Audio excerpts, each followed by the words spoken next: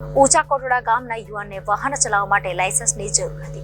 તેણે તળાજાના એક યુવકનો સંપર્ક કર્યો હતો. આ યુવકે રોકડ રૂપિયા લઈ લાયસન્સ કાઢી આપ્યું હતું.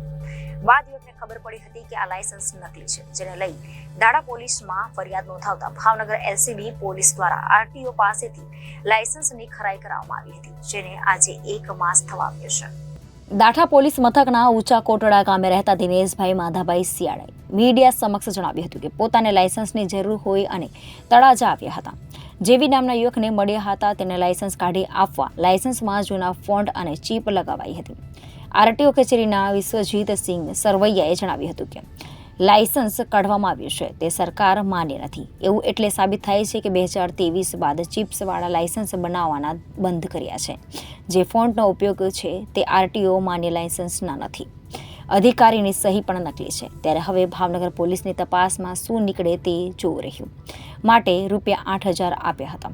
તેના બદલામાં જેવીએ લાયસન્સ આપ્યું હતું. દિનેશ સિયાળે લાયસન્સ બાબતે ખરાઈ કરતા બનાવટી હોવાનું જાણવા મળતા દાઠા પોલીસને અરજી સ્વરૂપે ફરિયાદ આપી હતી, જેમાં આધારભૂત વર્તુળો પાસેથી મળતી વિગત મુજબ એલસીબી પોલીસ દ્વારા દિનેશ સિયાળના લાયસન્સના ફોટા મેળવી ભાવનગર આરટીઓના કર્મચારીઓનો સંપર્ક કરી ખરાઈ કરતા બનાવટી હોવાનું બહાર આવ્યું હતું.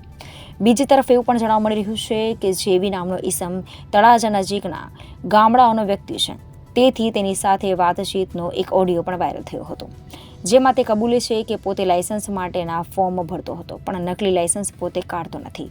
હાલ તે ખેતી કામ કરે છે. ઇન્દ્રજીત ટાંક, આરટીઓ ભાવનગર.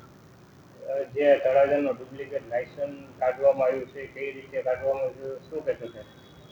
સવારે અરજદાર દ્વારા આરટીઓ ઓફિસે આવેલા અને એમને લાયસન્સ દેખાડેલું. એ લાયસન્સ તદ્દન બોગસ છે તથા અરજદાર તથા ભાવનગરની જનતાને જણાવવામાં આવે છે કે આવા કોઈ પણ વાતોમાં આવું નહીં તથા કંઈ પણ તકલીફ હોય તો તરત અમારો સંપર્ક સાધવો. અને એ લાયસન્સ તદ્દન બોગસ છે. આરોપીની અટક કરવામાં આવશે કે નહીં? એ તો પોલીસનું કામ છે. એમને એફઆઈઆર નોંધાવશે, પછી જે પણ કાર્યવાહી કરવામાં આવશે એ પોલીસ લેવલે કરવામાં આવશે. કેમેરામેન રસુલભાઈ સૈયદ સાથે રિપોર્ટર ફિરોઝ મલેક, જનાદેશ ન્યૂઝ, ભાવનગર.